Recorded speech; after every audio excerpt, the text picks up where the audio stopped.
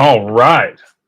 It's Wednesday night. Missed you guys on Monday this week, but we are back again, or at our usual time here on Wednesday. Had a lot of people reach out. I was in DC the last couple days here. Actually, my flight got canceled Monday night, so I did not make it back until middle of the day today, and that explains my attire. So when you're running a little late, you get to the gym a little late, and then you get to your live a little late, and you're still in gym clothes. So rocking the Axelar tank top here tonight. Shout out to them and their team over there. I'll say this about my partner Max. Max Avery's and is my business partner in a lot of stuff that we do. He's an OG. He's been here since the beginning, and I definitely wouldn't be in the position I am without him. Vice versa, I think he would say the same thing. So, but he's always very good. Business development. If you want to get in the room with the right people, Max will make that happen for you. And he's been fantastic at doing that for me and the corporation. And the other thing that he's really good at is asking for like branded stuff. And all he ever wants when we work with somebody is a coffee mug or a shirt, you know. So shout out to him. I wouldn't have the tank top if it wasn't for him either. So anyway, I'm sure people, see little bits and pieces of stuff. He actually got a really cool Ripple shirt from Swell last year that he wears occasionally. And anyway, off topic, but that's why I'm in the attire that I am, because I'm running behind all day long because my flight didn't land until almost 1 o'clock today. But we did have a good time there in DC. We spoke on a panel. We were at a AI and FinTech conference that was put on by the Texas Blockchain Council in coalition with Twin AI and Sovereign Wealth Fund, and then also Digital Currency Group.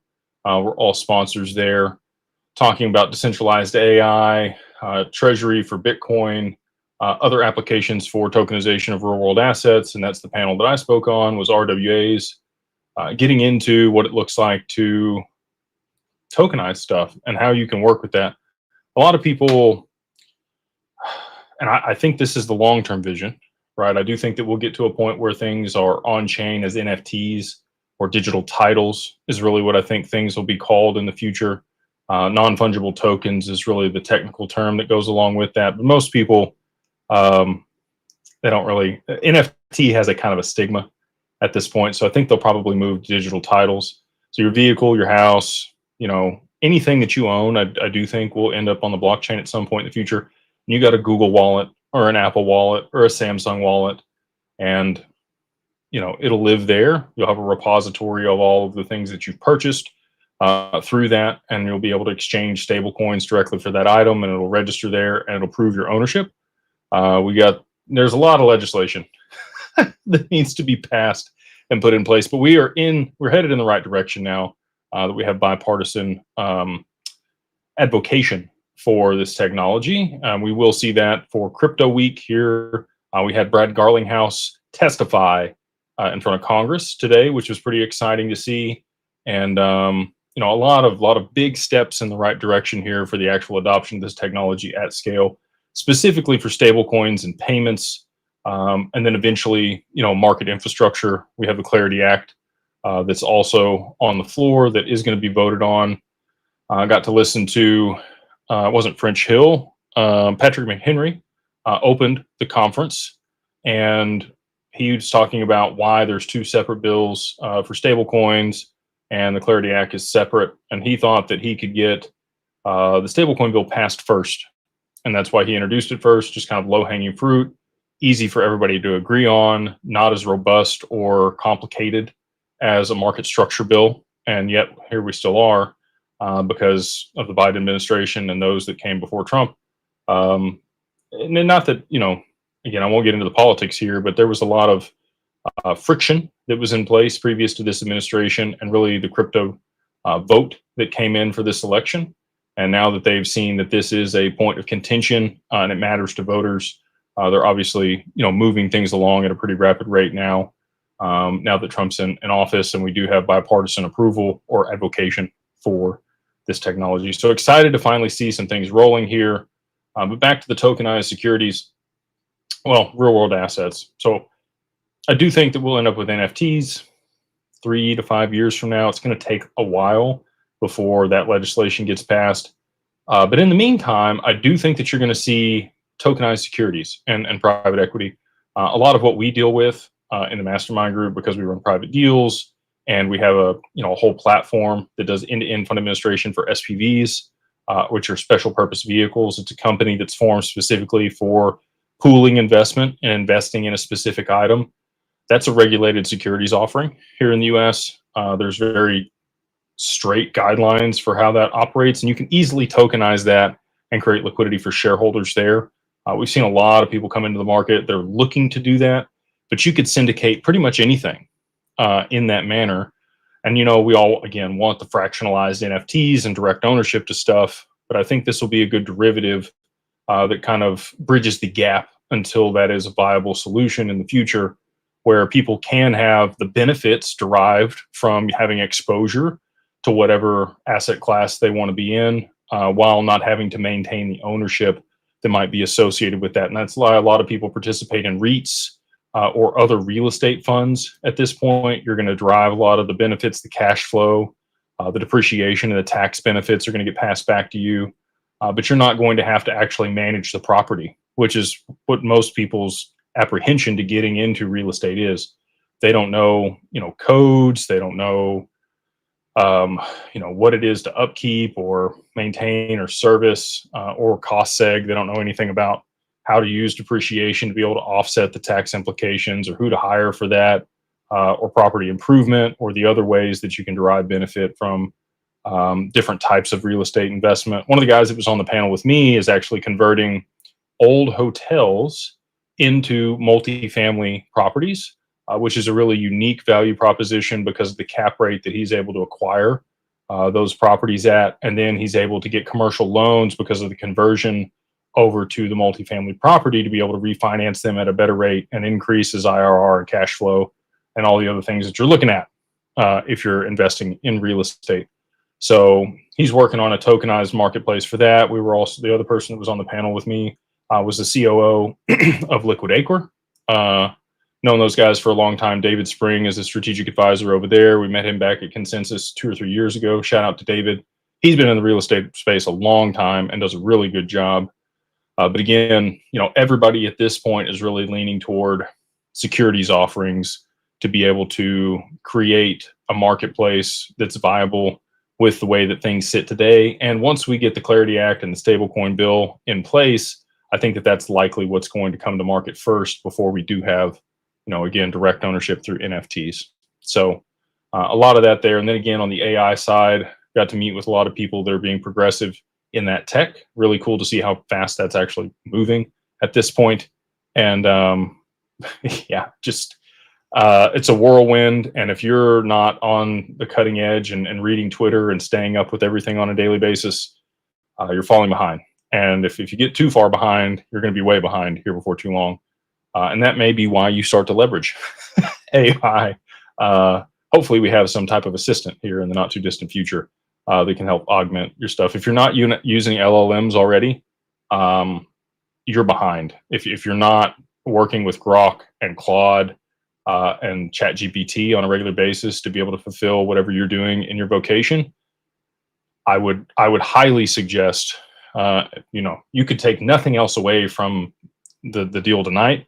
Start using ChatGPT and LLMs. I know it can be kind of overwhelming, but we've seen a huge amount of search volume move away from Google and over to ChatGPT and these other large language models.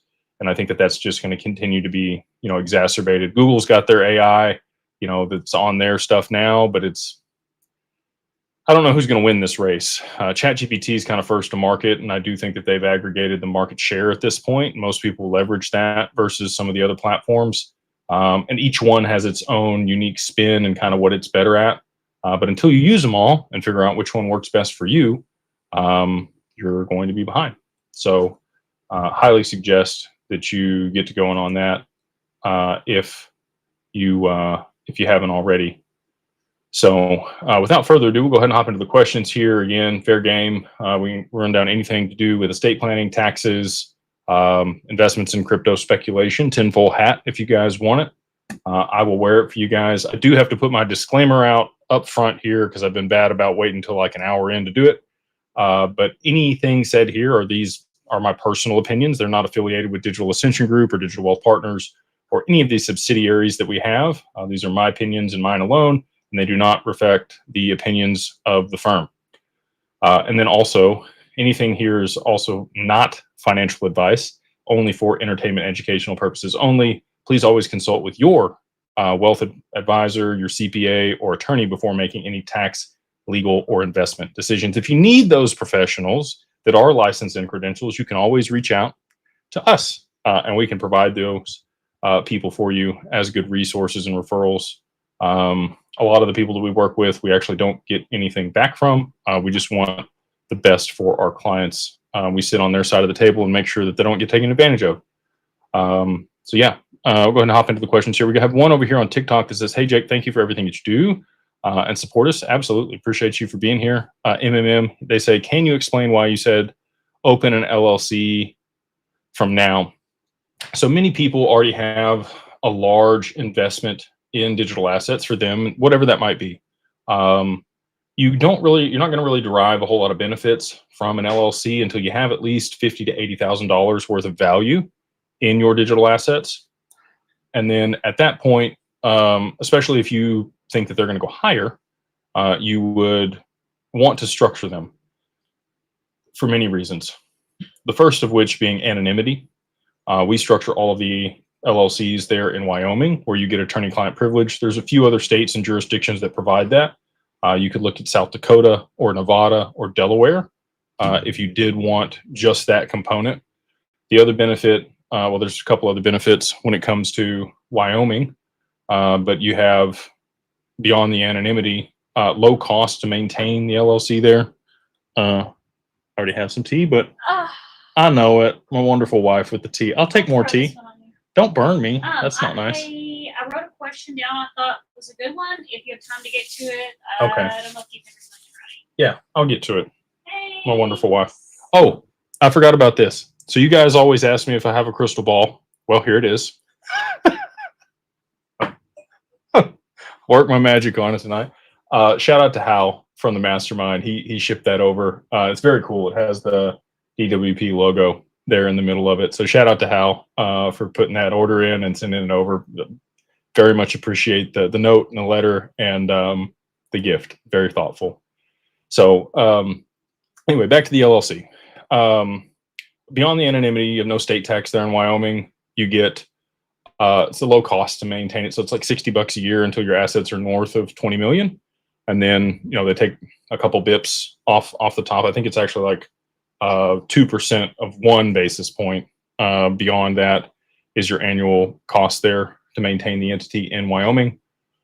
In addition to that, you have the best regulations when it comes to digital assets there in Wyoming over any other state. There are some other progressive states like Texas and Florida, but you're by far going to get the best protections there in Wyoming.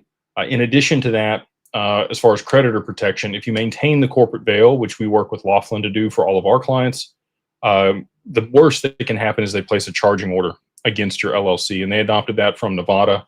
Nevada also has very strong rights for people that have an LLC there, but their regulations around crypto are not quite as robust, and so that's why we choose Wyoming. But so, like, let's say you get sued, you rear end somebody falls on your property, somebody decides they don't like you and they're going to sue you for whatever reason.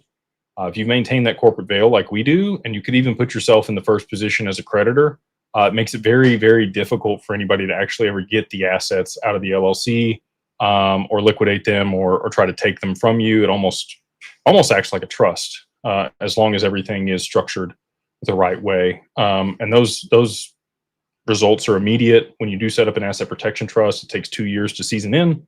And again, you want to make sure all the documentation and the meeting minutes and the equity and everything else is issued correctly. But if you do have all of that in place, you're going to get a lot of those protections in setting up the LLC there in Wyoming and working with us. and again, we help you, registered agent, EIN, articles of organization, certificate of good standing. If they ever call the BOIR back, we'll follow that, but I'm hopeful that they don't. We also provide you a template for the operating agreement that you can get your attorney to look over if you want to, but it's pretty robust and very specific for the holding company that we set up to be able to manage your alternative investments and specifically digital assets. It's not a trading company, so you still get the benefits of long-term capital gains if you're leveraging our LLC versus what somebody else might set up for you. And then in addition to that, trying to think, I lost my train of thought here.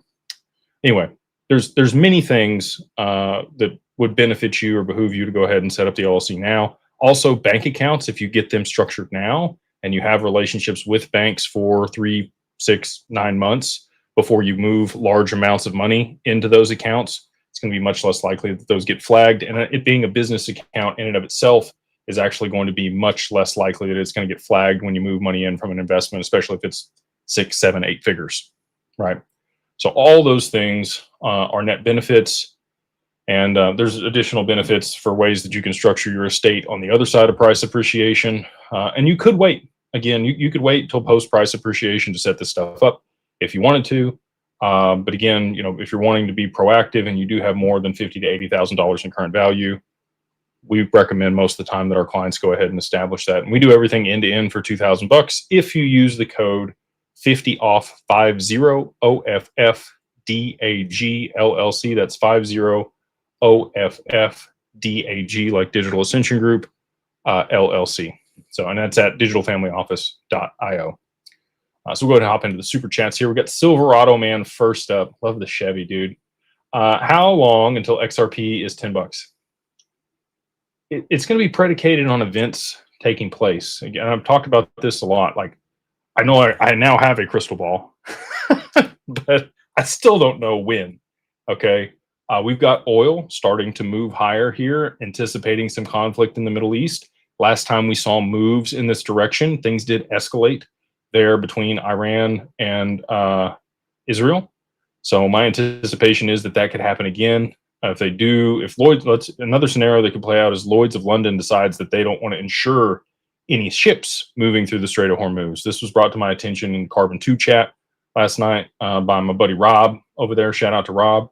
All it would take is that, and you would see shipping stop going through that strait.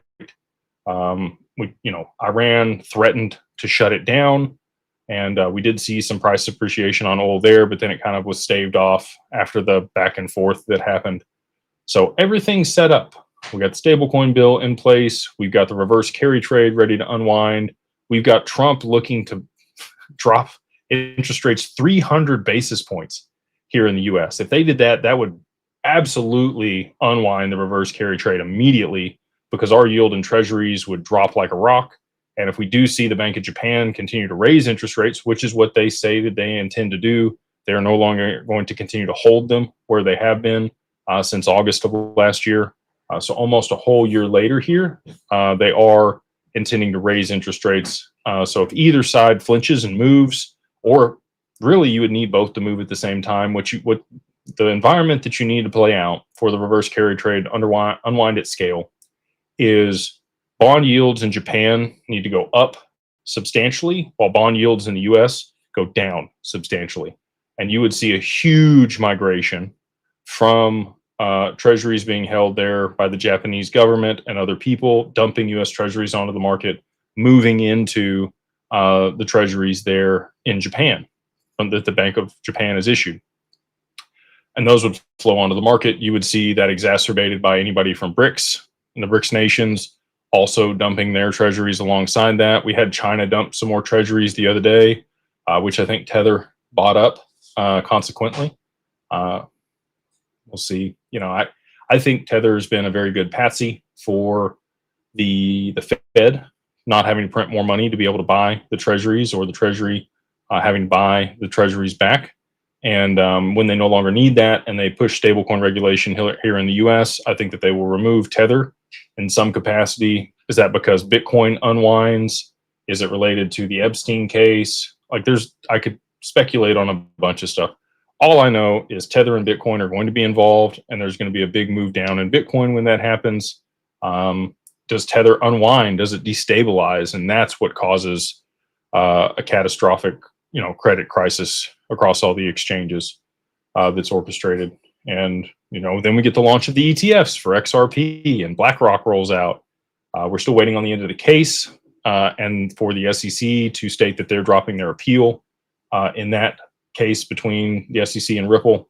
Now that the judge has come back and said that, you guys settle this, you can either continue to push the appeals or just go ahead and settle with the ruling that I gave you, which is 125 million in fines for Ripple, which is already in escrow, ready to be paid, and they can just move forward. And I do think that once Ripple is free here in the US to be able to operate, you are going to see, all of their partnerships and NDAs that were, backlogged, that haven't been put out publicly will likely be put out publicly, and then FOMO will ensue from retail and from treasuries and from governments and sovereign wealth funds and pension funds, and anybody that needs to move large amounts of money globally will be, moving to the secondary market on the exchanges, causing a liquidity crisis and supply shock for XRP, causing the price to move substantially higher. So $10 isn't going to be retail. It's going to be institutions, and it is going to be event driven,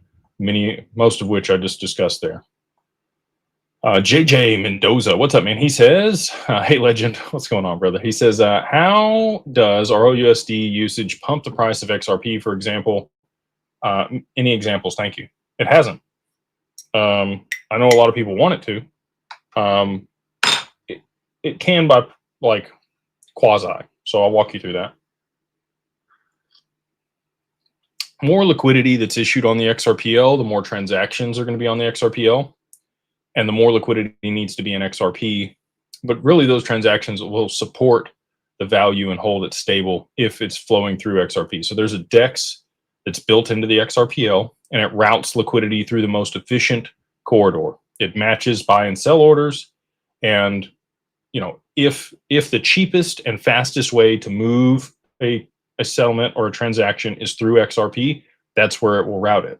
Now, if there's a liquidity pool that matches USD and the euro, you're probably not going to need XRP for those transactions, right? Like there's going to be enough depth in the order book and that liquidity pool.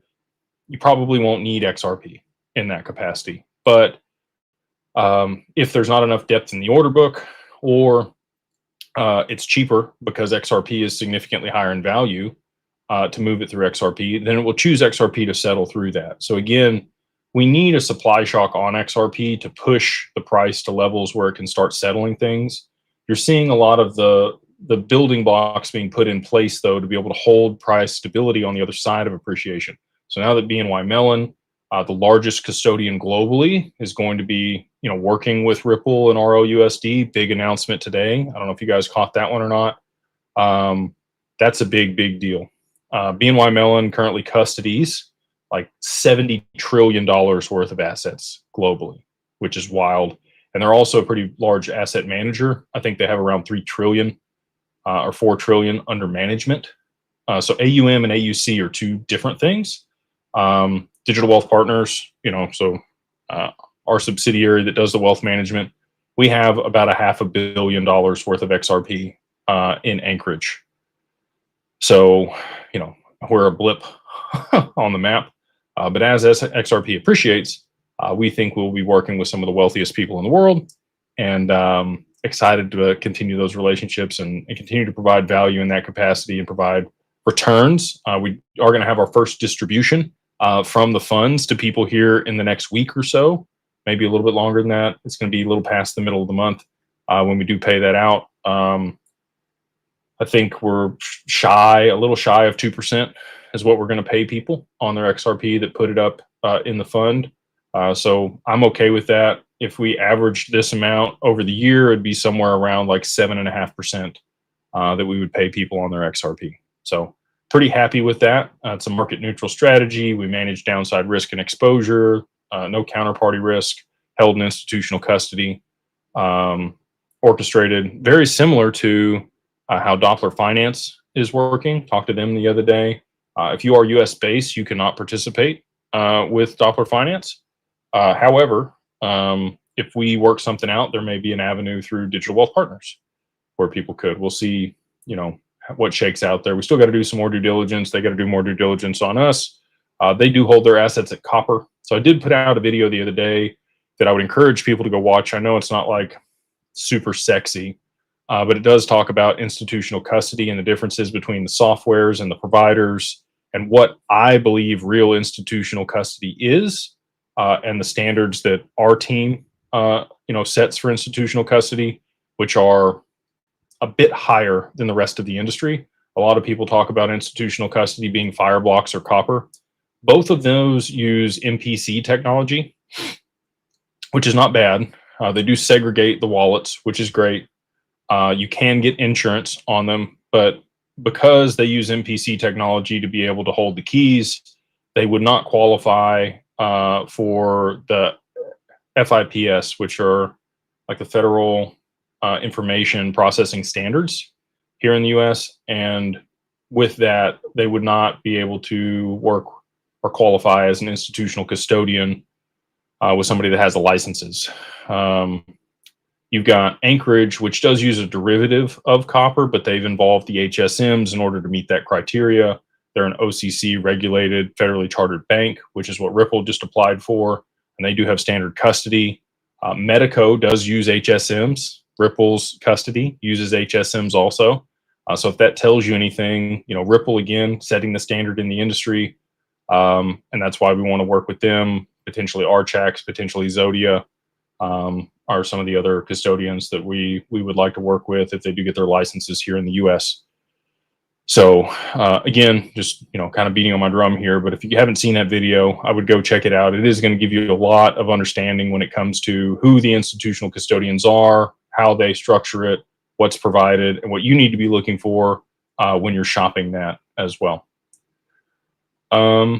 Let's see here. A lot of people asking about price appreciation. We got Wayne. What's up, Wayne? He says, if there are a few billion XRP for sale on exchanges, how have institutions not vacuumed those up? Theoretically, $6 to $10 billion worth would buy what exchanges have. That's chump change for the banks. What are they waiting on? So maybe they don't need it. Maybe they have their own stash. And the reason I say that is, as an example, when we talked to Ripple, we used to be at standard custody. We did have institutional custody there to begin with. And when Ripple made that acquisition, we talked to Ripple about, you know, I approached them and said, hey, would we be able to partner with you guys in ODL and earn a yield on the XRP for our clients? I would trust them. I would give over some XRP or lend it to Ripple for them to lend out and pay me a yield because I trust them. You know, they haven't lost their XRP, so they're not going to lose mine. And their response to me was, we have 4.8 billion XRP. Why do we need yours? And I think that's kind of how a lot of these other institutions view it. They have the amount that they need. It's already in a pre-negotiated contract, one of those 1,700 NDAs, and they know how much they're going to need on their books in order to offset their, you know, unrealized losses that Bank of America and Goldman and Citi and some of these other parties have. And if they were to go in and drive the price up now, when it's not orchestrated all together, it's not going to push the price to where it needs to be in order for them to actually get the utility from it. So if you all knew that you needed to wait and then kind of jump in all at the same time to be able to push the price to where you need it to be for everybody to win out and get what they needed, you wouldn't be in there buying it up. And if you were buying it up, you'd be doing it over the counter or in the dark pools where it's not going to affect price on the secondary market, which is exactly what they're doing. There are large orders being placed for XRP in dark pools. Kraken and Falcon X both have a dark pool. There's a few other people, and they're sourcing liquidity from large sellers that are willing to give up, you know, early investors in XRP, hedge funds and the like, that are willing to sell a portion of their XRP at $2. A lot of people bought it at 0.03 of a penny if you were back, you know, in 2012, 2013, when you got into the market. Our chief compliance officer and new CEO of Digital Wealth Partners, Max Kahn, shout out to him. He just got that promotion the other day. Congrats, brother. He was one of the first 100 investors in XRP.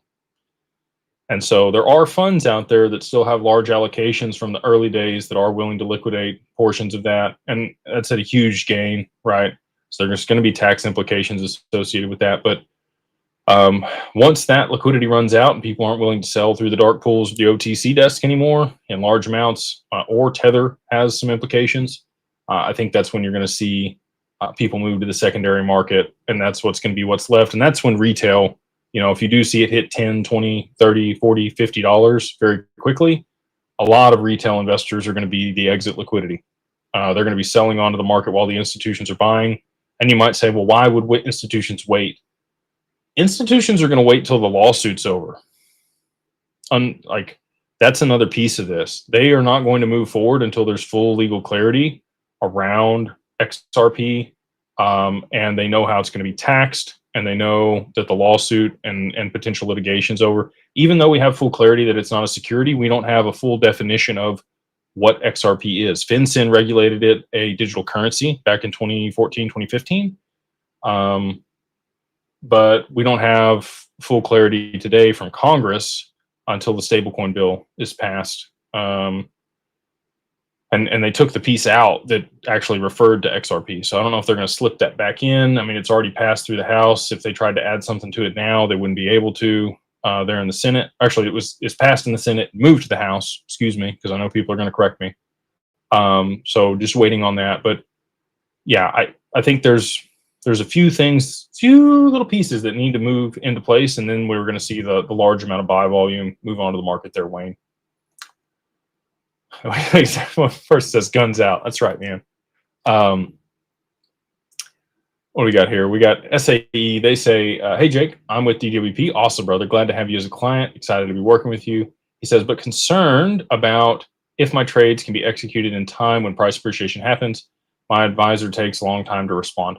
That is a fair concern, SAE. And we've been pushing on Anchorage for limit orders for a really, really long time for that reason. Because if it happens in the middle of the night, we respond most of the time. We've had a pretty large amount of volume. A lot of our advisors, their books are already full. We're bringing on 2 more advisors this month, and then another 2 advisors next month that have, high quality. They're people that are reputable and have experience, but they have to get trained up too. But we definitely have enough demand to be able to fill their book, and we are continuing to add to our resources to make sure that people are taken care of.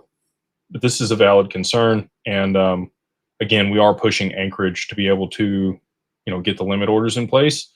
We have seen some progress there, and I'm hopeful that here in the next 30 days we will have that functionality available.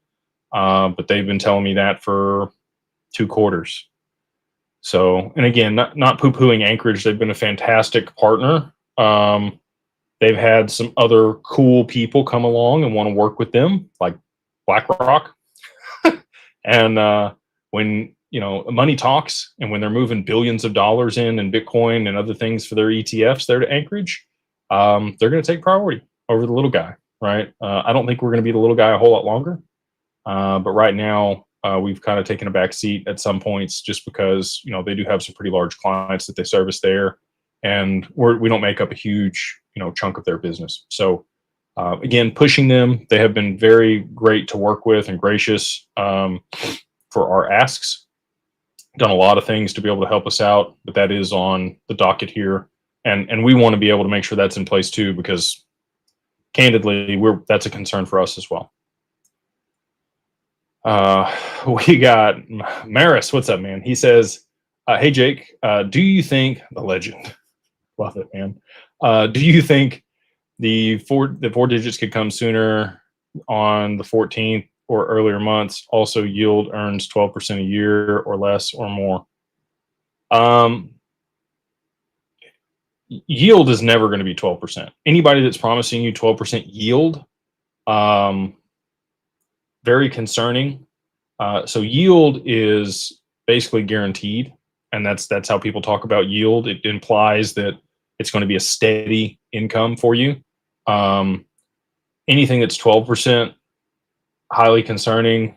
I could see 6% yield, depending on if you had it in a money market or something with staggered treasuries and you were laddering those and had a little bit of leverage in there, I could see 6% yield, but we'll continue to innovate and bring out products, but we're never going to have a yield bearing product that's 12%, unless it's liquidity pools on the XRPL and things change in manners that I don't know about yet. Always hopeful for that, but it's not something that I think is going to be likely. Now, as far as returns go, 12% for sure. There'll definitely be opportunities for 12% returns. We've got 2 more people that we're working with now on the market neutral strategies. And all of these people have track records where they've produced somewhere between 20 and 40% returns over the past 6 years. And they have the tear sheets to prove it. They've been audited. They pay their taxes. They're very credible.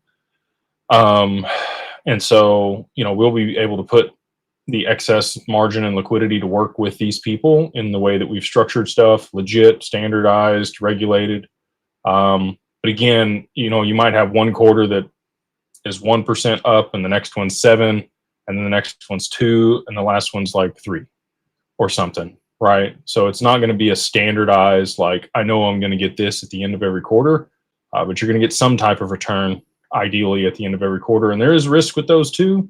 They could have a negative quarter, right? It's highly unlikely because of the way they've structured things, but with market action and the way that things work, that is a possibility.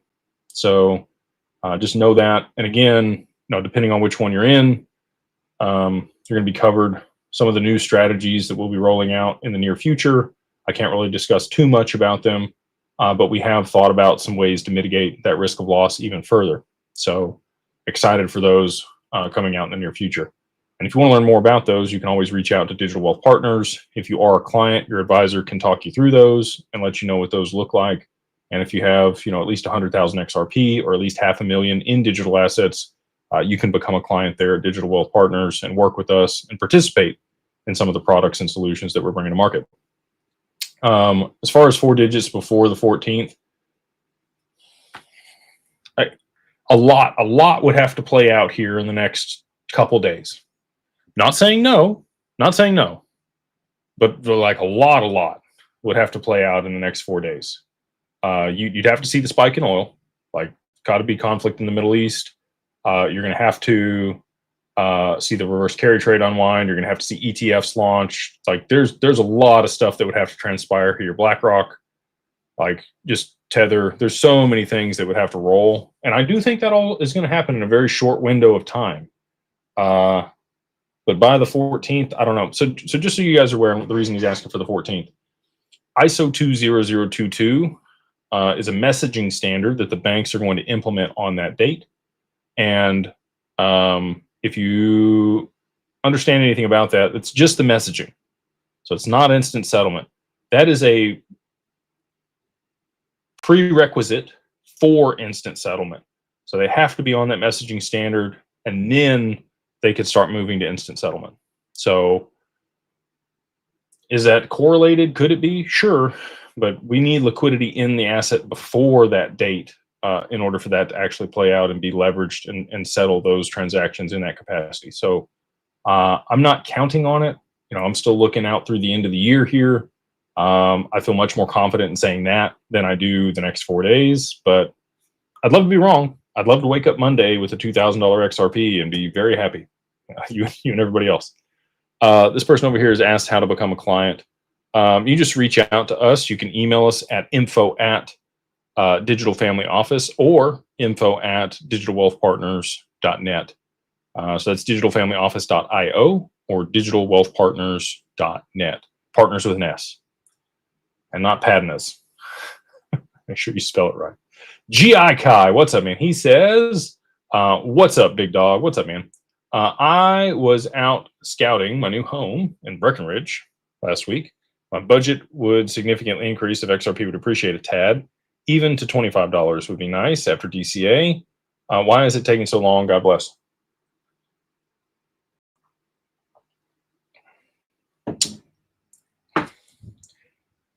It's all going to happen at one time.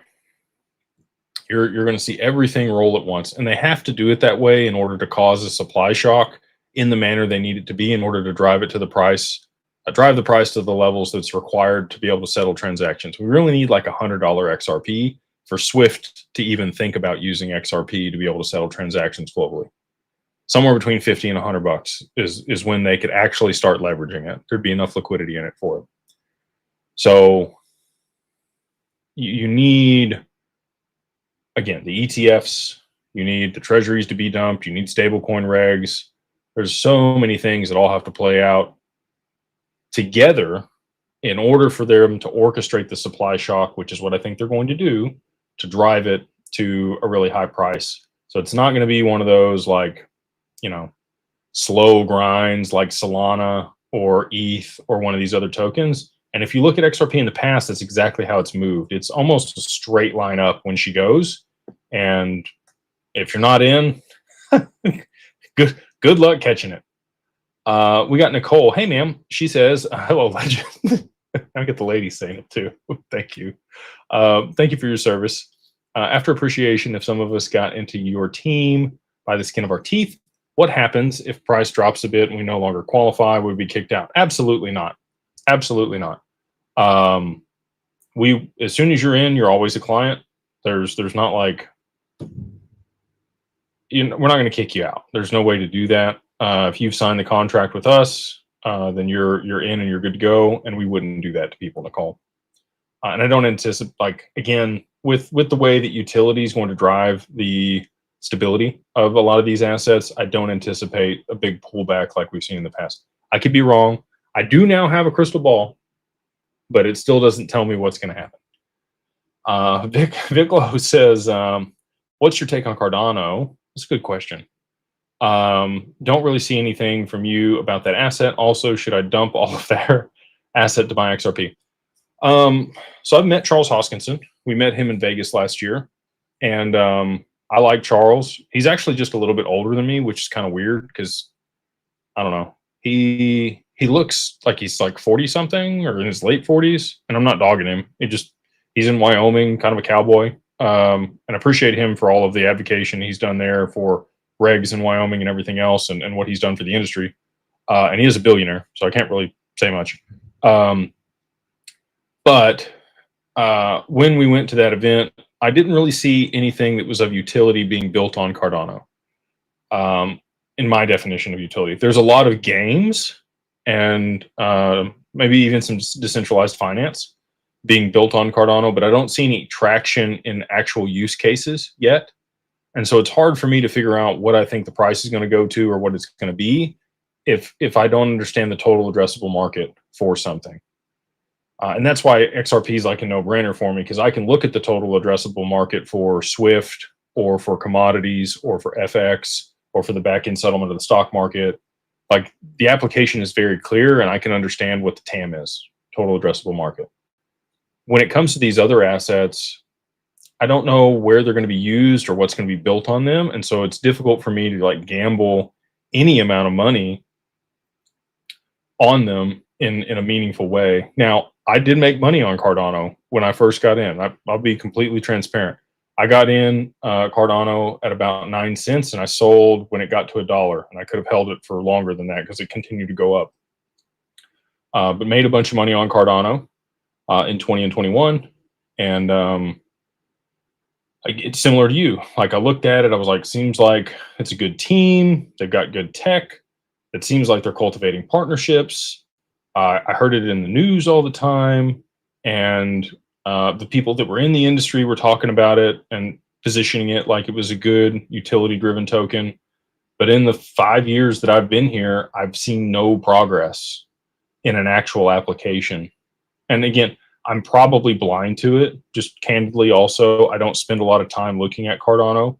We know some family offices that hold very large positions in Cardano and have done very well with Cardano. So it's not anything that I own. I can't give you financial advice and tell you to dump it. I did sell mine for XRP, but that was back in 2022. Actually, even earlier than that, when I left it at $1.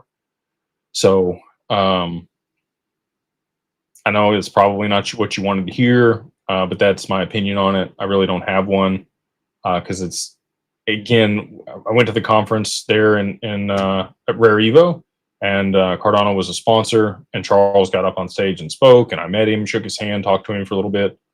He actually came over and introduced himself to me, which was interesting, manifesting, you know. Anyway, I'm hopeful for it, but I just don't know what it's going to end up being.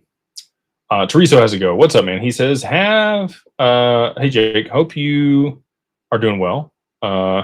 Looking good in the tank. Just wanted to say thank you for your team and all that you do. Also, please like, subscribe, and consider joining the Mastermind. Yeah, I haven't talked about the Mastermind tonight, but if you guys do want to be part of a community of aligned individuals that are looking to better themselves and have an aligned interest in crypto, and understand where this asset class is going and want to put it to work and be able to educate themselves on taxes and different types of investments, credit, estate planning, all the different professional services that we provide. And then, you know, in addition to that, there's a lot of lifestyle health stuff there, travel, people in different jurisdictions. We have people in the UK, Australia, and Canada. So if you want to find other people in your part of the world that, you know, are deep in XRP or some of these other assets, there's channels for that. And you can find other people in your part of the world that you can have a conversation with so that you're not so alone. We have a lot of Aussies in the group, which is really cool. Appreciate you guys. Canadians as well, UK, Middle East, in the United Arab Emirates, mostly from there. We have a few people from Japan and South America as well. So really global, unique group. Culture's fantastic. I couldn't, and again, super biased here. You know, we have almost 4,000 people in the community at this point, which is wild to see it grow the way that it has. But if that sounds cool to you, we do also do more in real life events than pretty much any other crypto group that I'm aware of. We'll have another one likely here in August at some point, hopefully up in the Midwest. And yeah, excited for that. But anyway, if you do want to be a part of the community and you want to check it out and see if it's for you, you can use the code BeyondBroke, all capitalized, the number 1, and then MO, gets you a free month there in the group. And like you said, please like, subscribe, share, hit the notification bell. All of that does help the algorithm and is very, very appreciated. And again, we do these every Monday night at 9 a.m. Central, or 9 p.m. Central Standard Time. And then same thing on Wednesdays. I missed Monday this week because I was in DC. And I'll be back in DC next week on Monday, so probably won't be here again. It'll just be the Wednesday again next week. So you guys just get me once a week. Unless you're in the Mastermind, then you'll get me Saturday, Monday, Wednesday, and Tuesday if you're in Carbon too. Mr. Olympia. Definitely not. I do. This is a wild story. So I'll share this and just side tangent here for Nick. So I was in Twitter Spaces, and this is back in 22. And I'm rambling on about XRP one Saturday morning on the Spaces, and Phil Heath comes into the space, and I was like, no way. And for people that don't know, Phil Heath is 7-time Mr. Olympia, like kind of a big deal. He beat out by Sean Roden in 2018 after winning 7 years straight, tied Arnold for the number of Olympias. Ronnie's still the king. Prayers for Ronnie for what he's going through right now. Anyway, he shows up in the space, and I'm like, get out of here. This isn't the real Phil Heath. If you're the real Phil Heath, come up here. And sure enough, he came up there, and it was the real Phil Heath. And so I've been able to, go back and forth with him a little bit since then. And XRP, Phil Heath holds a little XRP. So, Mr. Olympias unite. And we got Joey Swall too, which is cool. Anyway, he says, Nick from Australia, whiskey time again. Love you, brother. We are off to the races with XRP. Have a great week. Absolutely, dude. Appreciate the commentary, and cheers to you. I'll clink a drink for you. This person's asked, do you think we go back to the 220 range? I do not, Joe. I think we're on the upward path here. Up, and up. We've done this one for Nicole. It always kicks me back up in the chat. We'll get on down here. Make sure we get through all the super chats for you guys tonight. We got DKC. They say, great to connect with you, Icon. Hey, I will say this. I actually talked about this book the other day, just relevant with Link 2 and some of the other stuff that's going on. If you haven't ever read King Icon, I would recommend that book. It's a biography about Carl Icahn. He was a corporate raider in the 80s. It talks a lot about, the businesses that he raided and acquired and how he did that, and through the stock options and acquiring majority share in corporations and all the stuff that he did. Very interesting book. He actually got to start from a loan from his uncle, his rich uncle there in New York. So anyway, back to the question. He says, hypothetically, if you had a solid bag of XRP tokens and small bags of these other ones, would you swap the 4 small positions for more XRP and go all in? Again, can't give you guys financial advice. I don't own anything else. On the other side of price appreciation, I will be borrowing against my XRP to go into some other positions at that point. But definitely, I like XRP over everything else just because I think there's more ROI, and I do think it's going to be a tier 1 asset in the banking system. I think it's going to give you a lot of leverage in comparison to some of the other stuff out there. Not to say these other ones won't do extremely well, but for me, again, like, I understand the total addressable market for XRP. It's a real easy thesis. I think that they're going to get the adoption for it, and I do think that 4 digits is quite reasonable by the end of the year here. And I don't know that there's anything else that has anywhere close to that type of performance here in 2025. And so for me, that's why I'm positioned there. But again, diversification is a hedge against ignorance. If you don't have the conviction that I do, I think you should definitely be diversified. If you don't understand these digital assets to the nth degree and spend all your time in this sector, diversification is an absolute necessity. I would highly recommend it. But again, if and that's a quote from Warren Buffett: diversification is a hedge against ignorance. He held, the majority of his portfolio has been in 3 positions almost the whole time. See's Candy, Coca-Cola, and Geico. And then later on, after he understood Apple, he bought a bunch of Apple. But for the majority, like, those are the 3 cash flowing, fair priced value stocks that he purchased early on, and really what they based their returns off of to be able to generate close to 20% per year over the lifetime of the management of that. We got KT411GCN. They say, hey, Jake, you're shredded and got a great tan. No homo. Appreciate it, man. P.S. Thanks for the great life advice for the first hour of the Saturday night or the Saturday town hall. Absolutely, man. I started off town hall last Saturday very different than we normally do. I felt really compelled to share, core beliefs and principles and values that a lot of the billionaires and millionaires that I know and have studied have. And, Jim Rohn, I said this in the town hall, but it's best you become a millionaire if you come into $1 million. The person that's needed to manage $1 million or create $1 million is very different than just being given $1 million. And you're very likely to lose it if you don't have the traits, skills, and beliefs that are going to allow you to, persevere in hard times, or be creative or resourceful, or the patience to wait for good opportunities, or to know when to strike or when to hold, how to manage capital, relationships, to be able to develop those with other people. I went through about 15 different things there in the mastermind that I think are important for an individual to be able to maintain their wealth over the long term, and also values you'd like to instill in your children to make sure that they don't burn through it. And you want to cultivate those things within your family. And again, that's why we always start a family office when we work with them. We set up their mission statement.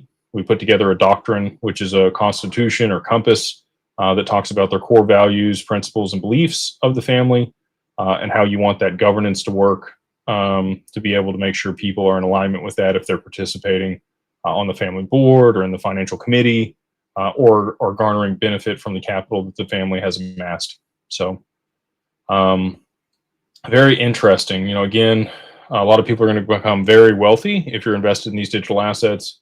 And if you are, I would start cultivating your mindset and your understanding of how all this stuff works now before price appreciation shows up. Those that have been here for 2, 3, 4, 5, 6, 7 years, you've had a lot of time to work on those things. Those have just shown up here in the last 4, 5, 6 months since price appreciation's happened on XRP a little bit.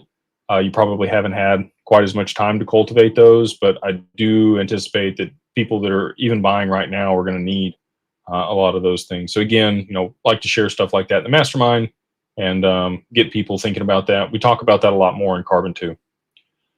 Justin, Jake, my man, what's up, brother? He says, is there a cutoff from BlackRock to throw their hat in the ring for the XRP ETF? Me and my Uncle Danny can't sleep.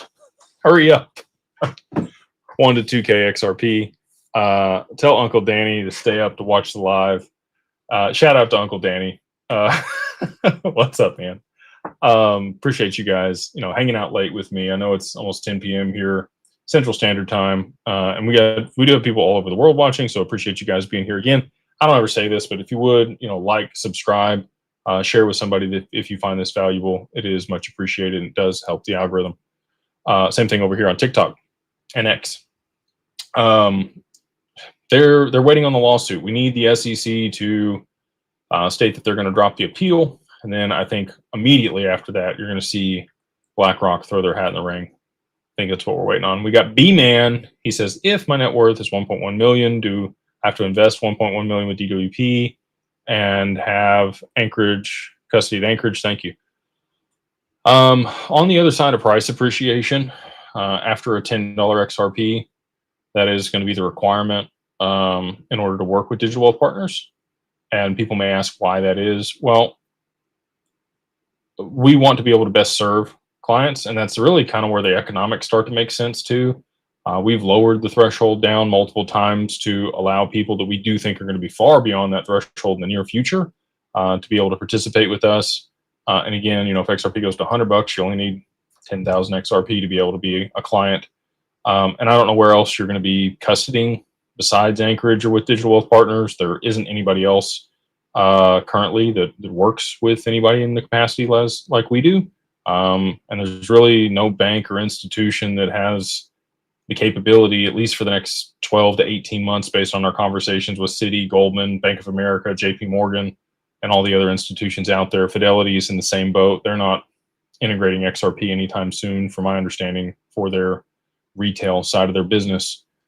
So Bitcoin and ETH are where they're focused, and also Tether and USDC. Obviously, both of those have a lot of liquidity, but they really don't give a rip about XRP currently. So we are it, and we are also the only place that I'm aware of that has any type of return on XRP that's done in institutional custody. When we talk to the other providers about the way we structured this, their mouths gap open, and they're blown away that we've been able to structure stuff in the way that we have to be able to generate returns on the XRP. And we should have Bitcoin in the near future too, which is pretty cool. So anyway, yeah, on the other side of price appreciation, yes, for now, no, you only need $500,000 worth of digital assets in your portfolio, or at least 100,000 XRP to work with digital wealth partners. Honest Aim, what's up, man? He says, legend. You don't have to call me legend, Denny. You do so much for us. Thanks. Sorry to miss the Carbon 2 call last night. Any update on DC meetings you folks are having with the committee? Blessings to you and your team. Thank you, brother. We will be back in DC next week for Crypto Week, 13th through the 15th, which will be pretty cool. On the digital chamber, many meetings there, meeting with politicians, advocating for, the stablecoin bill to make it through, and talking with some different politicians and strategic leaders there in DC next week, that the chamber is going to make some introductions to, work with them to propose legislation around tokenized securities. And we also proposed a lot of legislation for the SEC and how they're going to regulate RIAs that manage digital assets, because we're pretty much it. There's only one other one. And you have to have at least, 50 million in Bitcoin to work with them. So we're definitely it for anybody that's, closer to retail. We consider, most people we work with high net worth individuals. And in the future, I think they're going to be ultra wealthy, ultra high net worth individuals. We already went over this one. let's see here. Scrolling on down, making sure I don't miss anything, because inevitably I always miss a super chat, and people will ping me and be like, "Dude, you missed my super chat," and I apologize if I ever do. We got Mauricio. What's up? He says, "Hey Jake, should I do an LLC being a non-U.S. resident? I'm from Guatemala. My kids do live in the U.S." If your kiddos are here, that could really be a strategic way to be able to leave a legacy for them, Mauricio. I don't know what your relationship is with your children. One of the questions I always ask when I am on a call with somebody is, "Do you still like your kids?"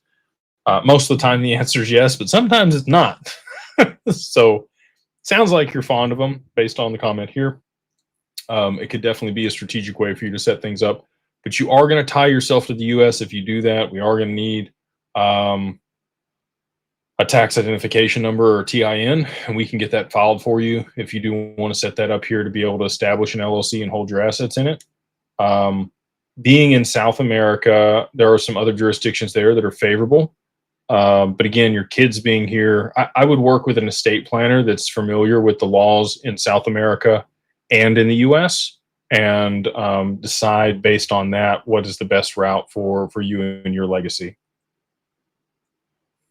We got Emin Hawk. They said, "Do you think today went well with the meeting?" I do. I think Brad represented himself well. I'll tell y'all this. This caught me off guard, and maybe somebody on here can explain to me. Brad Garlinghouse, his tie was crooked today. Brad is never a slouch. Brad is always like on top of his stuff, and so for his tie to be crooked caught me off guard. It was out of place. I don't know what that means. You can put your tinfoil hat on for that if you want to. I kind of did, to be honest with you, because he's not one to do that. So it's almost intentional if his tie was asymmetric or chaotic or out of place. Just very interesting to me that he would miss that part of his wardrobe and be on national television with a crooked tie. So do with that what you will, but I thought it was interesting. Rob, thank you for the super chat, brother. You didn't have to do that, man. He says, is Arculus a safe cold wallet, and is it on Web3? Today, I read that your cold wallet is not Web3. Is it not safe? Also, join the Mastermind, signed up for the LLC. Awesome, dude. Glad to have you as a client, be working with you, brother. Really appreciate the super chat. So all of these wallets generate keys and wallet addresses on different blockchains in order to be able to hold whatever the asset is. And in doing that, so this is my definition of Web3. Web 1 was read. You could read data. It wasn't interactive. Web 2 is interactive, so you could read and write the data.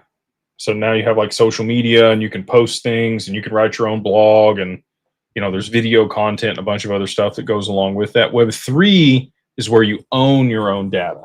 Okay, so I don't think we're even close to Web 3 yet. There's really, outside of like basic attention token and a few other platforms that allow you to own your own data.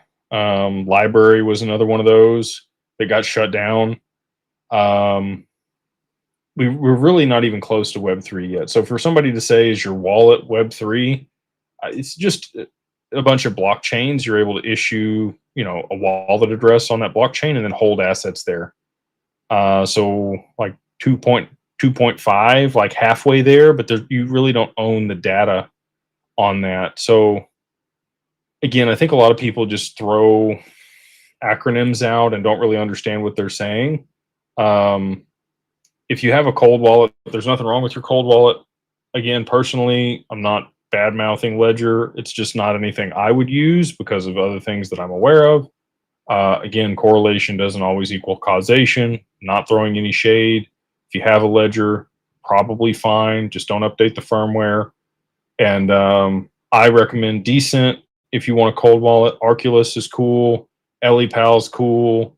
Trezor's cool, Tangent's cool, and there's plenty of other ones too. I just don't have it on an exchange, right? Like if you've moved it off of an exchange, you're doing great. I think you're doing better than probably 50% of people that just leave their stuff on the exchange. So if you got an Arculus, I think that's great. It's air gapped, it's separated. You should be good to go. And he did say he set up the LLC, which is awesome. And Living Legacies put the code here for people that want it. If you are over here on YouTube, you can see it. If you're on TikTok, again, if you want the code for the LLC, it's 50 off 50 OFFDAG LLC. That gets you everything end to end, all that you need to be able to manage your digital assets through an LLC here domestically in the US in the best possible jurisdiction, structured the best way and most flexible way for you to be able to take advantage post price appreciation. DKC says, me again. Selling crypto via trust to defer taxes. Okay, so that's a lie. Anybody that's telling you that you can defer taxes or stop taxes or whatever inside of a trust is a scam. Do not listen. Go the other way. They say, well, so he asked the question. He said, is it possible? No, it's not possible. Anybody that's talking about a common law trust or a tax deferral trust or a non-grantor, blah, blah, blah, blah, blah trust, run the other direction. It's a marketing ploy. Even if it's been around 10 years, it takes 10 years for the FBI and the IRS to build a case, and it's going to come crashing down, okay? Just work within the confines of the tax code. There's lots of ways to mitigate taxes. It's not hard. I don't know why people want to come up with these crazy strategies and try to defraud the IRS and the US government. Just don't do it. There's no reason to do it. You can keep from paying taxes using regular structures that the Rockefellers and all of these other families use, with insurance policies and a lot of other stuff. You don't need any of this crazy common law stuff, okay? And believe me, I've done all the research on this, okay? Like I know state citizens. I know people that operate under common law. I know people that operate under ecclesiastic trusts and outside of maritime law. Like I know all of this stuff, and I still choose to operate under maritime law and use all the stuff that exists in the tax code. If that tells you anything. Like, anyway, they say, is it legal? No. It's not within the way that the laws are written and the things that exist today. And again, I don't agree with the system, just so you guys know. Like, I would get rid of all taxes. I think taxes are BS. I think a lot of the way that stuff is structured, I think that your scarecrow and your social security number, your straw man is a bunch of BS. I can't change any of that. Okay, you have to operate in the world that exists and play in the lanes that exist today. And if you get big enough and you get a seat at the table, then you can go work on all that and change those things. But until then, you got to play by the rules that are in place. And then he says, if so, why exactly does it not make sense? Yeah, so I think I've given it to you. I would stay away from anybody that's promising you to defer taxes or evade taxes. You're going to pay 37.5% on taxes. Taxes are fraud. I agree with you 100%. The IRS is still going to put you in jail if you don't pay them. So until that goes away and it changes, I'm going to figure out how to pay them or mitigate them. I would just use the tax code that they've written, just like Trump does and all the other politicians do, to not have to pay them. So anyway, I'm on my soapbox here. This is something I'm passionate about because I've seen so many, like we've had multiple clients that got suckered into setting up these Fugazi trusts and then had to unwind it and pay a bunch of extra money. Just set it up right from the beginning. It's going to be 37.5% tax on any income that's earned inside of a trust over $15,000. We can pass that to the LLC that's outside the trust to be able to mitigate a good portion of that. And then we can buy things and do things with the money inside the corporation to be able to mitigate the taxes and still get a lot of the benefit and pass those profits to you.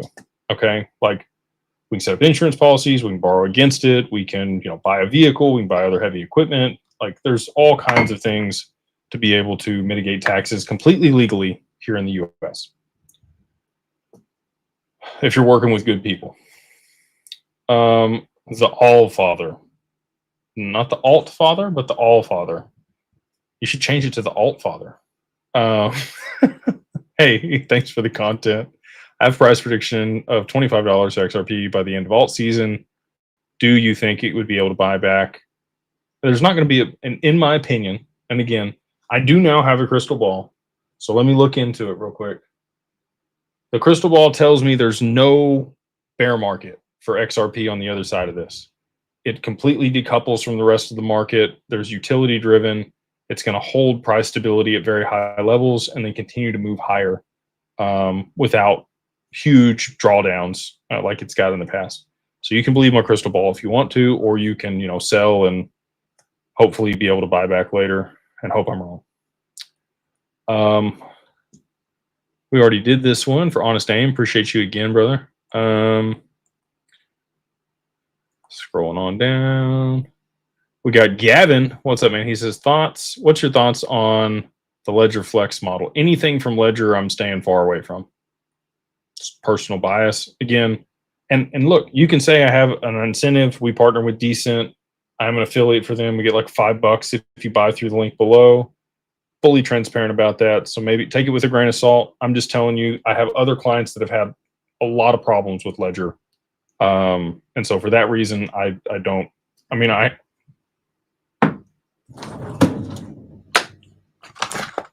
used to have one. I don't keep anything on here. Just so you know. And all my stuff's in institutional custody anyway. So, June, Lethal Poet. How high do you see quant going? I have a hard time with quant. Again, that's another one. Like, I think Overledger will be used just like the EVM. I love the EVM. I love Overledger. The utility of quant, I have a hard time with. You're paying fees to participate in that ecosystem. It's like a gate mechanism and not a value transfer mechanism on Overledger. So I have a hard time understanding why people would drive the price of that up. And maybe I'm just missing something. There's a lot of smart people out there that think it's going to do very well. And transparently, again, I already made a bunch of money on quant. I bought quant at $7 and rode it to 200. So not saying it's not going to do well. I just don't think in a utility sense that it's going to be the end all be all or go to $1 million like a lot of people think it's going to. This person has asked, is it better for newly set up LLC to have its own cold wallet? No. So what you can, I'm not telling you no, but the whole benefit of working with us is we allow you to use your own cold wallet that you have now and move that into the LLC. So you don't even have to go buy a new cold wallet or send it anywhere. Like, we make it super simple when people work with us to establish the LLC, and it's done correctly. Legally, it's the fastest, the easiest way to be able to move your assets into an LLC legally and without any additional taxes or step up in basis. Excuse me. This person says that the Bradley podcast was fire. Appreciate that, man. I did that when I was in Vegas a little over a month ago. So it took a little while for that to come out. But that was really cool. I really did enjoy going there and meeting Bradley and being on the podcast with them. And I'm glad that it's out before everything plays out, because people will be able to see that I knew what was going to happen with the reverse carry trade and XRP and all this stuff, which is cool. We got Hunter. They say, since Ripple said they are done, why hasn't the SEC done the same? Great question. Again, timing. Everybody is waiting on something. I don't know what they're waiting on, but they're all going to roll all this at one time. And that's when you're going to see the supply shock on XRP, and everybody's going to move at once because they're going to have to in order to drive it to the prices that it needs to be. B2G. What's up? They say, Jake, what's the best cold wallet? I prefer Decent, and we are an affiliate. I did use it before, I moved my assets into institutional custody. These are the reasons I like it, and you can decide if you like it or not. Again, up to you. So it has a biometric for your thumbprint. I like that for signing transactions. God forbid something happens to you, there's still a code that your family can use to get to the assets. It has nice UI. It's user friendly. I can figure out where I'm going on it versus ledgers, and some of the other ones are kind of a pain in the ass to operate. Excuse my French. And in addition to that, you know, it has a very large breadth of assets that you can hold on there. It's got your HBAR, it's got your XDC, it's got a bunch of other things that are kind of obscure that are hard to find a cold wallet for. So if you do have some diversification, nice, easy solution all in one spot. In addition to that, you can add a 25th seed word. So just for additional security on that. So again, for all these reasons, I like Decent. I would buy it direct from the manufacturer. Please, please, please do not buy anything off Amazon or eBay or anywhere else. They can be tampered with and people will steal your crypto. So only buy stuff from the manufacturer. And again, you know, you don't have to use my code, but we do have a code for that. And that's my personal opinion. Again, you're welcome to use any kind of cold wallet. I like Zaman on your phone for XRP, LEPAL, Arculus, Tangem. There's many others that are good too. Just not Ledger. Personally, again, not throwing shade at Ledger. I just have clients that have lost money on it. Again, correlation doesn't equal causation, but when there's a class action lawsuit, you know. Sultan, what's up, man? He says, an idea what to do with a bag of hash token on Figure Market. What does it mean, commit or uncommit hash token? So you can stake it now. They went live with staking, and you commit it, and you can earn some returns there, which is pretty cool. And again, I do have a very small allocation to hash over there on Figure Markets because I think they're going to get the adoption for insurance is the use case, which has a total addressable market. There's, you know, settlement between those, between premiums and the cash payouts. I can't think of the name for it, but about 3 to 5 billion a day in settlement on that. So if it got any piece of that, it would do really, really well. William says, "What's up, Legend? What's up, man? XRP General. If the reverse carry trade will cause all crypto to drop, will XRP dump too? Not financial advice, but should we wait for a dump?" Again, in this scenario, I'm highly confident that Tether is going to have problems, and there's going to be a liquidity crisis in crypto and all markets. If Tether is not liquid, it's going to be very difficult to place a large buy order, and I don't think it's going to drop for very long. If it does, I think that's when they're going to roll the ETFs and drive liquidity into it. So to be able to catch a falling knife, hard to do. So my recommendation is always just a dollar cost average. If you bought Bitcoin at 240, are you mad about it? I don't think so. I wouldn't be. So again, like, up to you guys. But it's not a game I'm going to play. It's not fire I'm going to play with. Captain Bill, what's up, man? Good to see you. He says, "Hey Jake, you're the best. Caitlin Brown was acquired for 65 million. Seems so cheap. How could they have liquidity after price appreciation? How could they have liquidity after price appreciation?" So they're a broker. They're not the ones that are acquiring the XRP. They do have a large fund, and I don't know if they sold the fund or if they just sold the exchange. I haven't looked into that. Congratulations to them. Happy for them. Again, they leverage Fireblocks for their institutional custody. Doesn't meet my standards for institutional custody, but they are an option. If you have less than 50 or 100,000 XRP, I think that they are a decent option. However, their fees are astronomical. 3.5% on buys and sells is a bit egregious in my opinion.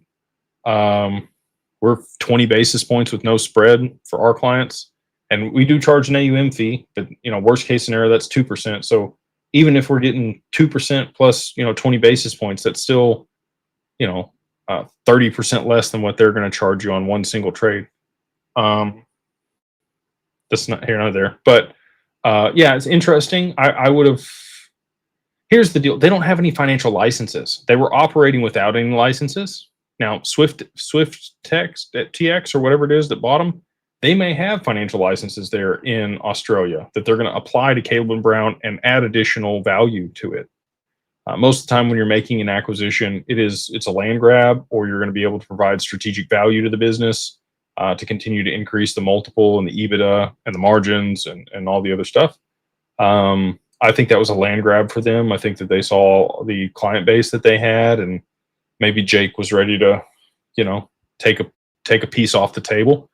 He's close to my age, so for him to walk with probably close to 30 or 40 million dollars, happy for him.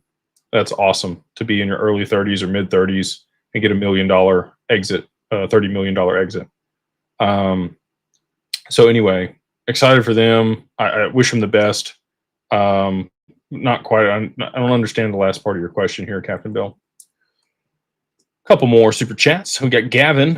He already asked this one, and then we got that one.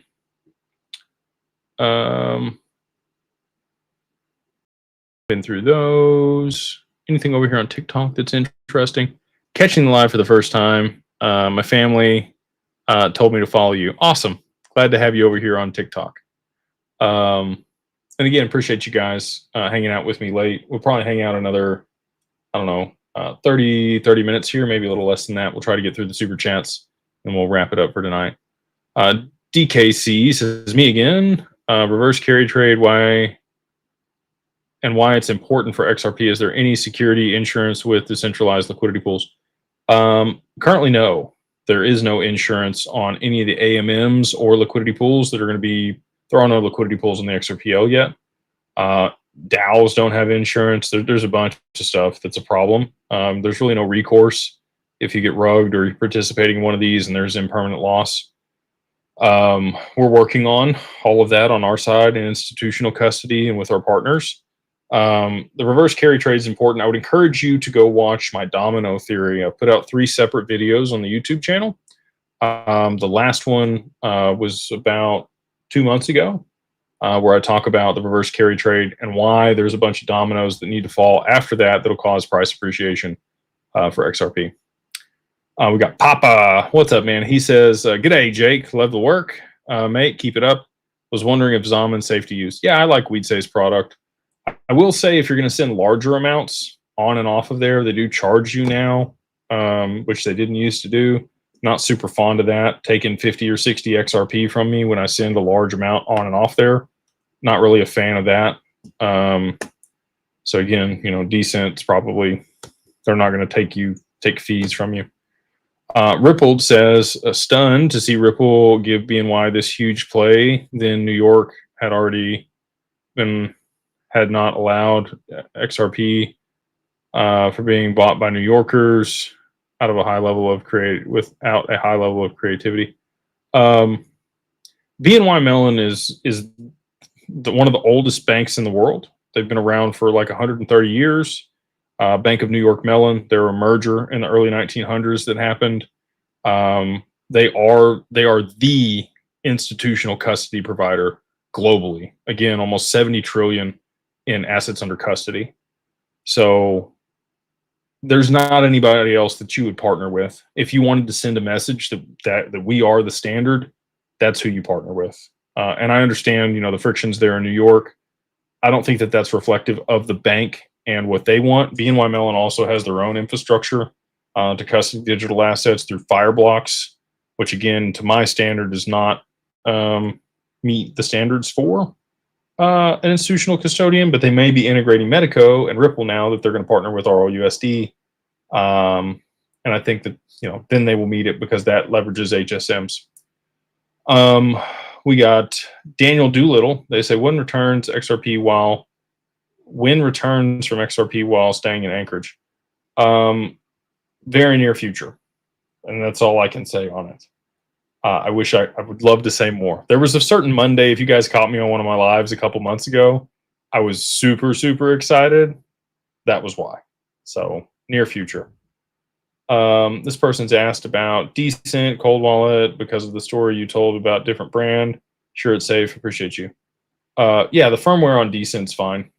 No issue. I've never had anybody have any issues with that. Skermatador. They say, howdy, Jake. Have been following for 8 months now. Last night you were missed, but don't know the story on why you are called the legend. Please tell. Yeah, so I've told this before, and people call me this, which is interesting to me. I think I'm just a guy, but so I was in DC. First time I went to DC, I went to a fireside chat with Hester Pierce. We were working with a different group at the time that orchestrated that event, and I happened to be there because I needed to talk to Hester Pierce and her counsel about a few other things that we were doing with institutional custody, and then in addition to that, some of the stuff that we were building for Syndicately and that platform for end-to-end management of SPVs. We had a tokenization POC that we had built with Purview for regulators, and anyway, I went there with some other counterparties, and when I was greeting people coming into the room, the U.S. head of regulation for Ripple shows up, and I don't even know if she remembers this or not, but she walked in and she said, "Oh, you're Jake Claver," and I was like, "Yes, I am." And she said, "You're a legend at Ripple. I've never met you before. I have no idea." Like, I was taken aback. I really didn't know what to say to it, and I was like, "Thank you." I'm just aghast that she would lead with that. And so again, I don't think of myself in any specific way, but so that's kind of where that comes from. Is she had stated that just out of the blue when she walked in the room and I greeted her, and I don't know if that's true or not. I have met a few other people at Ripple, and they were like, "Oh, you're that self-made guy." There's a couple people that have told me about you. So anyway, then I have met Brad a few times, and he did know who I was, which was also pretty interesting. He looked me, said, "Hey, Jake, how are you?" Shook my hand. So I'm sure they watch all this stuff. I'm sure they know who Zach is and all the other content creators out there. But yeah, just that's the story. I'm kind of taken aback that she would even say that, but that's what she stated when she walked in the room and greeted me for the first time. Laura Belive is that lady's name. She was very nice, and she also spoke at Swell. And at Swell, she had a Hunger Games like pendant on, which I also found very interesting. I'm always looking at people like the little stuff. Like what kind of socks do they have on? Like I wore my XRP socks the other day. I don't know if you guys saw that or not. I'm trying to get my game up like they do. Just little stuff that you can add to your wardrobe that means something to you. Anyway, Tyler Mason says, "Jake, so us people with small bags, not a small bag, dude. Can we still DAG for guidance? I have 6K. Don't tell people how much you got with your name on your account, brother." 24. So just want to do this the right way so I can set myself up for the rest of my life. Absolutely. One, don't put your name on your YouTube account, and then two, don't tell people how much you have, Tyler, or we're going to teach you a couple lessons up front. In addition to that, you'll definitely be able to work with us as price appreciates. Like, again, we'll continue to scale the team, and so that's the other thing. Like, I would love to just work with everybody right now, and be able to involve everybody in institutional custody. One, the economics don't make sense today, and again, like, I would rather you just buy more digital assets. You don't need to structure anything right now. You don't need to pay for legal services. You really don't even need the accounting or the CPA or the tax filing if you got that much and you're not selling and trading it all the time. I would rather people continue to invest in what's going to have the highest return for them. And when it starts to make sense to work with us, perfect. And we'll be here. We're not going anywhere. We're going to continue to grow and expand and add professionals and bandwidth and resources and employees. We've gone from, if I think about it, Digital Wealth Partners had 3 employees this time last year, and now they're close to 22, 23 employees at Digital Wealth Partners. So added 20 employees in 1 year, grew 7x. So I'd expect that that'll continue at that rate, which is wild. So this time next year, if we grew 7x from here, that'd be 210 employees, or no, be 140 employees at Digital Wealth Partners. I could see that. this time next year, especially with the price appreciation on XRP, and again, working with clients like yourself that'll have, you know, much more value in the tokens at the time, and we'll continue to curate services and bring on people that can work with people with quote unquote smaller bags. I don't think that's a small bag, dude. I think you're kicking ass for 24 years old. So congrats, and again, take your name and don't take your name off your YouTube channel, and don't tell people how much you got. Tom says, how is it looking for non-accredited investors to get a return? Tom, I got to channel my internal compliance officer and state, unfortunately, I cannot talk to that topic. If you do have an advisor at Digital Wealth Partners, they would be more than happy to discuss that stuff with you. I'm working as hard as I can to be able to provide as many solutions and resources for people of all kinds, any type of client that we have in the very near future, is what I'll state. I wish I could be like this.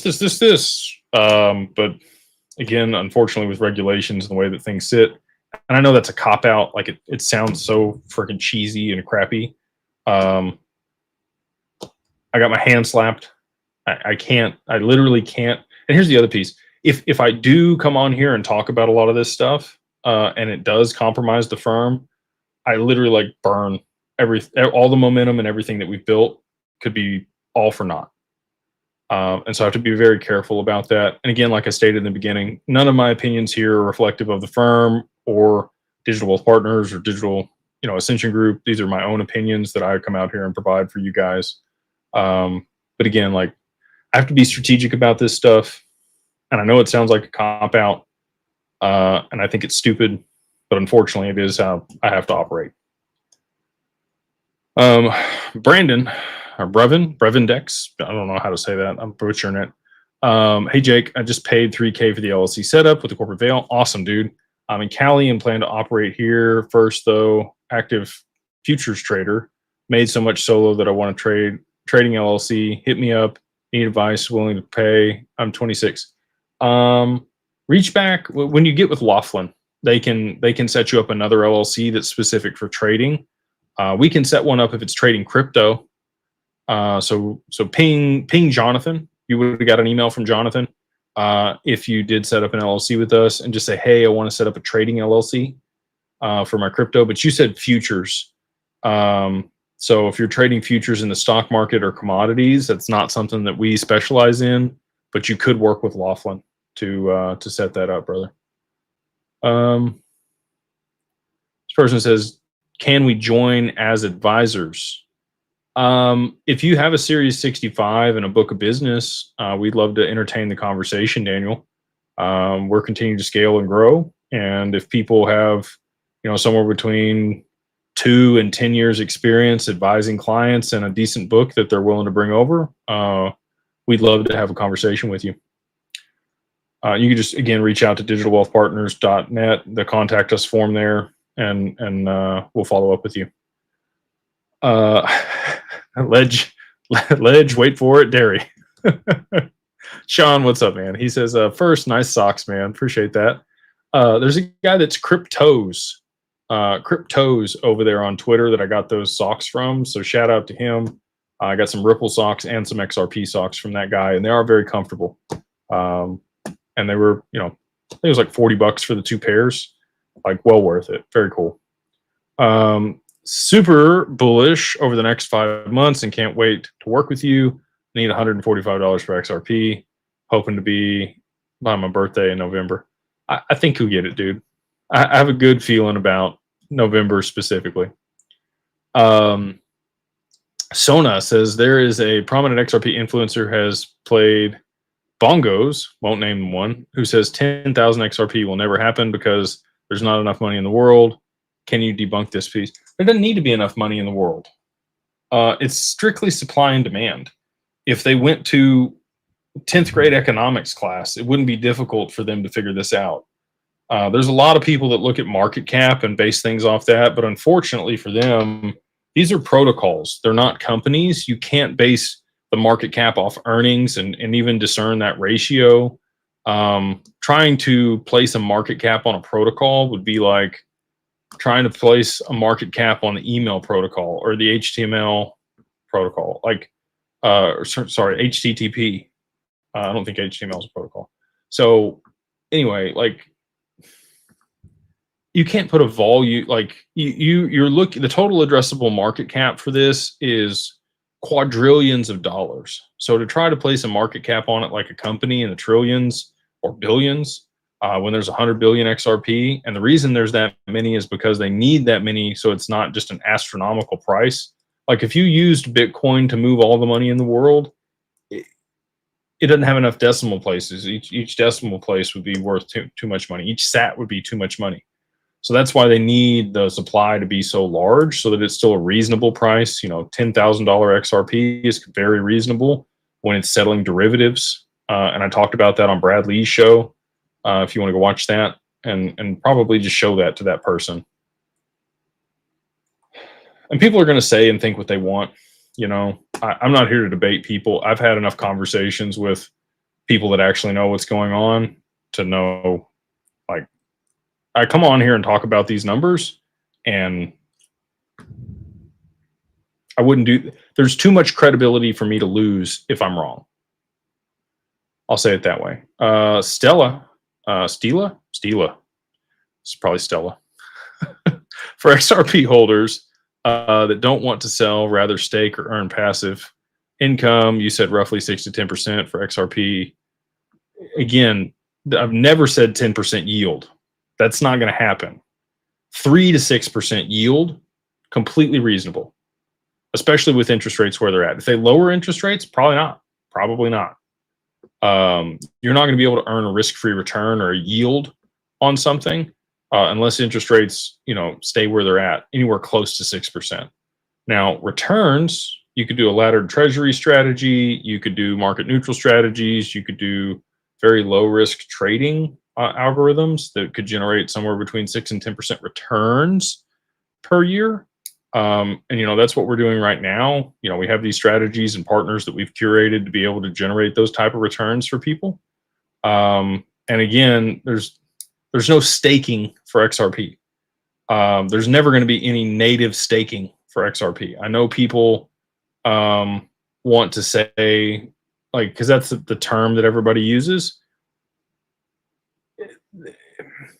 You're not going to, like, most staking is where you're going to put that up and somebody's going to use that as a vote on the system to validate transactions through a node on a network. You could do delegated proof of stake like they do for, you know, XDC or on Flare. You know, they're delegating their vote to somebody else to be able to validate transactions and run a node.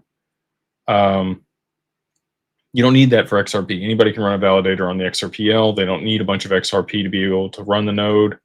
So there's never going to be any native staking. Now, there might be side chains, like the EVM side chain or the Hook side chain, where you could wrap XRP on that side chain and then use it in some capacity. Flare's protocol, you can wrap XRP there and mint FXRP, and you can stake that in some way to be able to generate a return. But again, it's going to be put into a liquidity pool. There's going to be somebody else's efforts or some strategy that they use to generate returns. It's collateral in some capacity. It's a securities offering is what it ends up being. And that's why we've structured it that way. We have a legal compliant hedge fund that manages SPVs or special purpose vehicles with strategic investments that the XRP is put into and used as collateral for.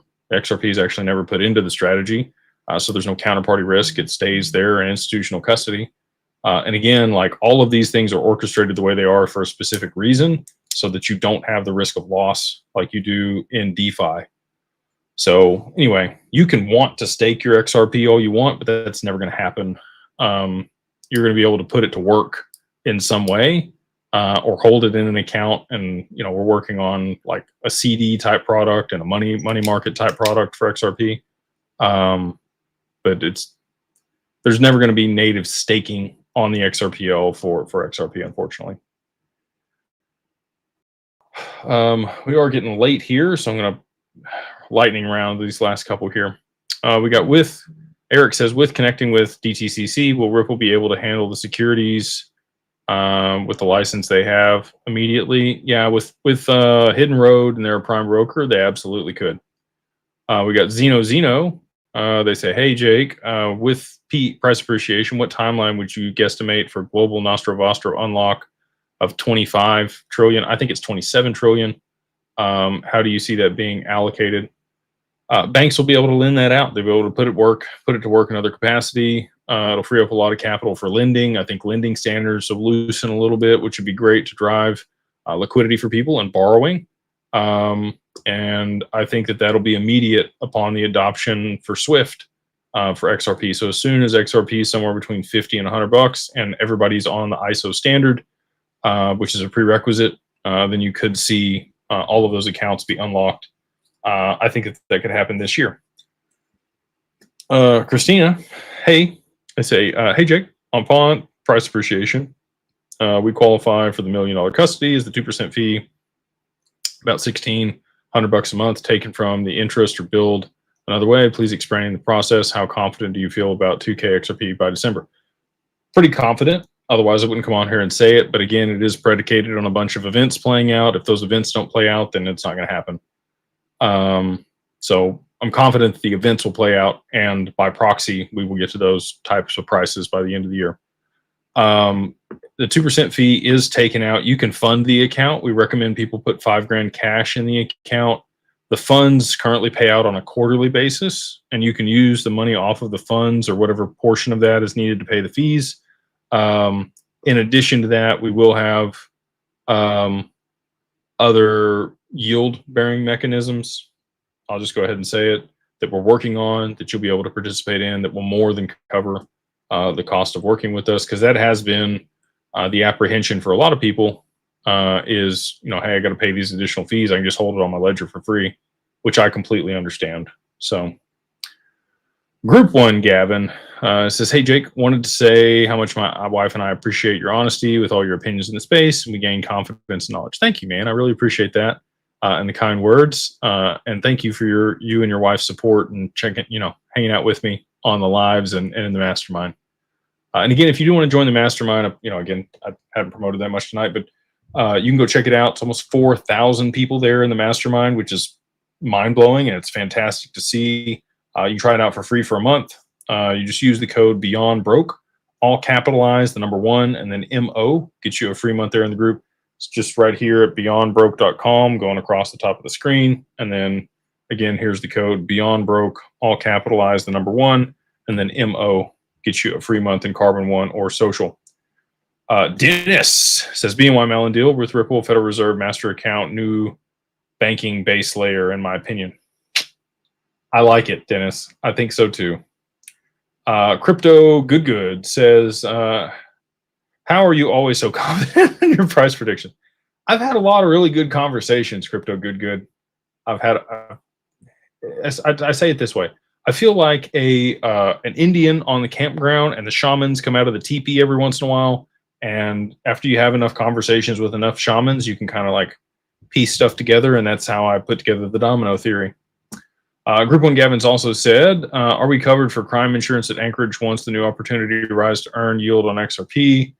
With new partner, apologize for asking questions not allowed to talk about. As long as the assets stay there at Anchorage, you are covered. And we're actually going to set up another additional thing to be able to provide more insurance than we currently have. We got Haley Moore. She says, hey, Jake, how are you, ma'am? Have an investment in Roth IRA and would like to roll over to digital portfolio. Advice on rolling into crypto IRA, best option. Depending on how much it is, you can work with Digital Wealth Partners, and they can help you do that. We can do in cash or in kind. If if it's less than 100,000 XRP worth, I would recommend like iTrust or Bitcoin IRA. And we are working on solutions for lower amounts in the near future also. We got Prez Nick. What's up? They say, hey, Jake, ran into your page a few months back and appreciate your insights. Now for my question, is November 1st, 2025, what happened? And how much is XRP? Post-price appreciation would be smart to sell and open a treasury bond. I think XRP is going to operate as it'll be a tier 1 asset on the other side of price appreciation. So I don't think you're going to need to sell it if that's what you're interested in and what you're wanting to invest in. Legend, what's up, Karen? They say, shout out to from New Zealand. Thank you for all that you do. Anything for retail investors in the pipeline. Thank you. Thank you. Unfortunately, no. We won't ever work with retail investors. It's not something that I really have a whole lot of interest in. Again, like we would love to serve everyone. But Digital Ascension Group, the category that we operate in is private client services for digital assets. So people that would meet the threshold of a high net worth individual or ultra high net worth individual, we provide all the professional services that they would need to be able to manage their estate. And retail is not something that we will ever cater to, unfortunately. Now, there will be a bunch of other people that follow in our footsteps and use our model and likely work with retail. And we will likely consult with them to be able to, sort that out and refer people to them, but it's not something that we will undertake ourselves. Tim says, hey Jake, did you see Robinhood? Did you see Robinhood to catch a token? What's your thoughts? Prayers for Texas and the flood victims. Thank you for the prayers, man. Yeah, a lot of sad things going on here with the flash flood that happened early in the morning, taking out those campgrounds. Been praying a lot on that myself. I didn't see the deal with Robinhood. I know that they, are looking at tokenized stocks and tokenizing some of their own stock. I would not purchase XRP or any other digital assets on Robinhood. I would get my stuff off there as soon as you can. They limit your capacity to remove stuff. Highly recommend using different platforms like Kraken. Ryan says, good evening, Jake. What's good starting place to begin researching Ripple and XRP like you did?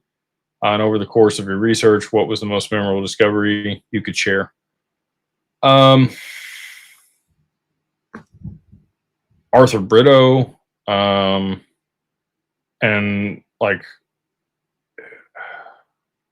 that whole cohort of people. And when you understand what they developed before this, and that they're likely the people that developed Bitcoin, and then they also created XRP. I don't know if you guys saw or not, but Merlin commented on my post the other day about what if Arthur Brito was the one that owned Satoshi's wallets. Again, I've talked about that account. I think might be Arthur Brito. So just interesting that they commented on my post when they don't comment on any posts like ever. So, tinfoil hat conspiracy, whatever you want to call it. So that one's pretty big. And then Ryan Fruger actually started Ripple and a lot of this stuff in 2004. There was also an offshore shell company that was a bank in the Caymans that had a couple people that worked at it that the NSA ended up working with. Joel Katz was one of the names of the people that worked there. It's a pseudonym for, David Schwartz. So there's just a lot of things out there that make you go, Also, the initial count being black holed and nobody being able to freeze or claw back XRP is a big deal. You can't ever print more of it. It's the only depreciating asset on the planet that's not an isotope of like uranium or something that's it's degrading every day because it's nuclear. I think they built that into the protocol. It's very interesting. It's the only depreciating thing that exists. There's less and less of it every single day. So there's and on and on and on. Like the deeper down the rabbit hole that you go, the more that you're going to find out and be excited about. Fly Fishing Jeremy says, JC of XRP, you crushed that disclaimer. Thanks, man. Can you explain what R3 does and how they use XRP? Like, sub, and join the Mastermind. Thanks for all that you do. Hello to you and the wife as well. Appreciate that, man.